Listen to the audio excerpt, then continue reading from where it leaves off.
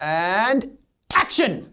Hello and welcome back. This is One Voice Radio and Media, and today we have got some of my favourite videos to do. It's an interview. How is everyone? Everyone okay? Good. As you can all see, we've got a very special guest in today. We've got Amanda from Pure Innovations Armed Forces and Veterans Link Worker.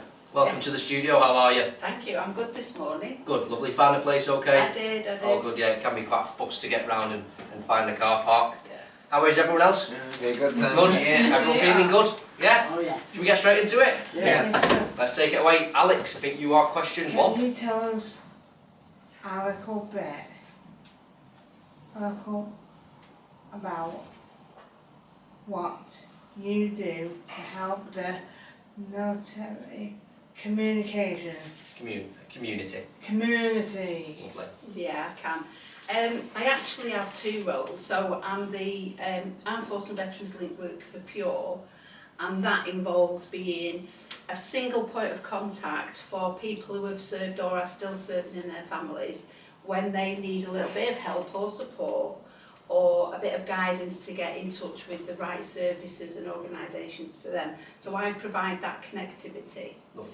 But in a voluntary capacity, I chair an organisation called Stockport Armed Forces Community Organisation, which Pure is a member of, and that's a collective of a wide range of organisations that work collaboratively to support the Armed Forces community in Stockport. So that's an independent organisation run by volunteers. So you're doing like two at once, and you've got a bit. And they overlap, and they complement each other, and the connections I make are useful in both roles. Oh, So, amazing! yes. Oh, lovely to hear.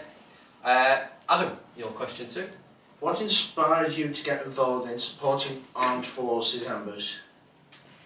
So my family have quite a long history with the military. My dad served in the Navy, my partner was in the Navy, my uncle was a Grenadier Guard, and my grandfather was a military policeman and actually got killed on dispatches during World War II, which was very sad, and I never actually knew him because he died when my dad was only 3 years old. Oh, So I only recently found that out of how he died, so it was very interesting.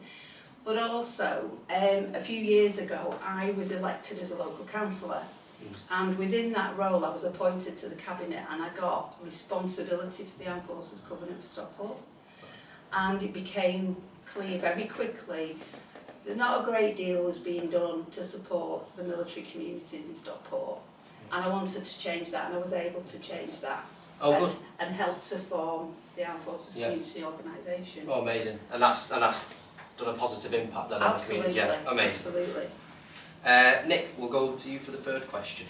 How did you first start working with veterans or activity service members? Well done, Nick. So before I was elected, I worked for Pure as an employment officer. And then when I became cabinet member, I left. And then after I left the council, I came back to Pure on the mental health team. And my manager at the time, Christian Raxall, found out what I was doing as a volunteer and spotted a gap in Pure service. So he said to me, can you look at how we can integrate what you do as a volunteer into Pure Innovations, which was a great opportunity for me. And it's been welcomed really well by the whole organisation. Good. So December last year, Pure signed the Armed Forces Covenant, which is really important step. Oh, that's really nice to hear then, yeah. Next up we have Kofi. There you are. Participate. Your question 4, so what does Armed Forces... What does Armed Forces Day mean to you? And how do you usually participate? So Armed Forces Day is a really important day for the Armed Forces community. It's a day to celebrate those who have served, those who are still serving, and acknowledge the contribution they make to society. So in Stockport, with the Armed Forces Community Organisation, we organise a huge event in Stockport Town Centre. So 2025, 28th of June 25 was the third event we've organised, again done by volunteers. Yeah. And last year, I haven't calculated the numbers this year, last year we had 27,000 visitors. And is that in the centre of Stockport? It's in the where- marketplace in Mersey and this year we rolled out to Red Rock area. Oh, well, so you Somerset covered Square. pretty much, yeah. So it's a massive event. It takes a year to plan. I can imagine So it being when we lovely. finish one, we start planning the Yeah. next, and it costs around £10,000, which To is set a it lot up. of money. Yeah. But we get sponsorship from some very good organisations. And it is also very worth it as well. at the It's same very time. worth it. The hard work is very worth it, but it gives an opportunity for those, like you have an RAF association, you have a Royal Naval Association, we have the Mercian Regiment in Stockport. It gives them an opportunity to showcase what they do as well, and we had a Spitfire in Mersey this year. So it was great, and that was organised by the Mersey management team. Yeah. But everybody gets involved, and it's a great event. It's a full day, you know. Full day. It's a full family day. It's great. Amazing. Jane, I think your question 5. You got it. What do you enjoy most? What do you enjoy most about helping the Military community. military community? Well done, Jane. They're a great bunch of people, and they're very proud of what they've done, and I enjoy being able to support them when they hit a little bit of a difficult patch. Yeah. Being able to make a difference. We've organised some drop-in social groups and things like that, so for people who may feel isolated and lonely, and reconnecting with people who have served, so they've got something in common to talk about. So for me, it's about being able to make a difference. Yeah, 100%. Ben, Yeah. you're next up, mate. Was it hard to have the face with right working with volunteering as service member? Well done, Ben. Yeah, that's a good question, and it's a difficult one really, because there are a lot of challenges.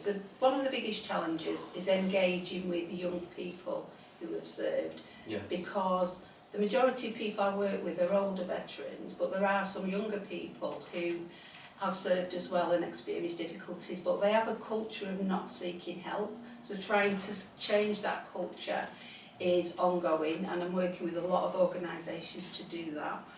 And a lot of the challenges I face are things like homelessness, addiction, mental health difficulties, physical health difficulties. But the best bit is finding the solutions to those and working with the amount of organisations that we have in Stockport Yeah. that can help with those sort of issues. So, Definitely reducing that would be Yeah. absolutely amazing, wouldn't it? yeah. Alex, I think you're up again for question number 7.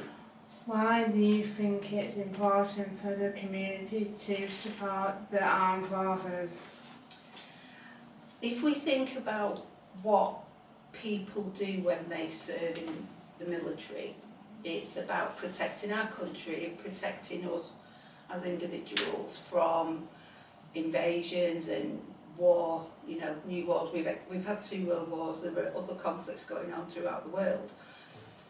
And those people that served in World War I and World War II gave their lives to enable us to live with the freedoms we have today, and I think it's important to recognise that. Yeah, and remember it, definitely. Yeah. Nick, Can you share a memorable experience from your work with the military community? Yeah, apart from Armed Forces Day, which is a mega event, and it is on YouTube, you can have a look at that. oh, I'll have a watch. Yeah, one of the things that we set up last year was a community hub in Hazel Grove, and that's run just on a Tuesday at the moment, and we had a great turnout. The first event there were 32 people that came, and we offer a safe space. There are veterans that meet there, both female and male. Yeah. Food, refreshments, games, drafts, whatever people want to do, read the paper, but it's a space where people can come together and know they will meet like-minded people.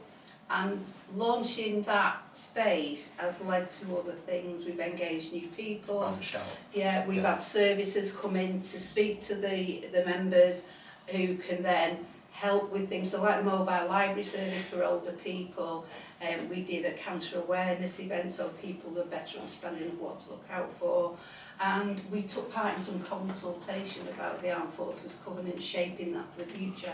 So it's turned into quite a powerful group, so I'm really proud of that. How often is that group? It's weekly on the Every week? Tuesday at On the Hazelgrove Tuesday. Civic Hall. Yeah, okay, I'll put that in the description. It's then, a yeah. great, Lovely. it's a great place. Oh, amazing. And question 9, Fraser, it's you. Ah, what's the question?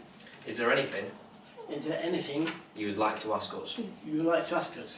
Yes, there is. I mean, one of the things, I can come here and talk about my work and talk about veterans, but I think it would be really interesting for you to speak to some veterans Yes. face to face and understand about their lived experiences, both serving in the military and life afterwards. Yeah. Is that something you think you would be interested in? In bringing someone in and interviewing? 100%, yeah. I mean, how many interviews have we done, guys? We do them all, don't we? And we love them. Take our time, putting thought into the questions and bringing them in.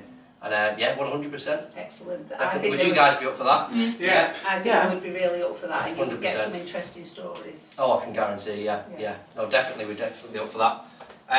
Anything else? No, that's it. Thank Lovely. you. Thank you very much for coming down and having a discussion My with us pleasure. today, guys. Thank you very much for watching. We'll see you next time. Thanks, everyone.